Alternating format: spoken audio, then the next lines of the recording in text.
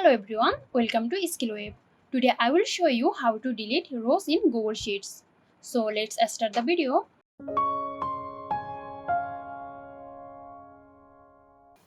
First, open your Google Sheet containing the rows you want to delete.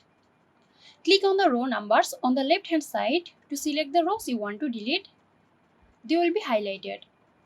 Okay, now go to the Edit menu at the top of your screen.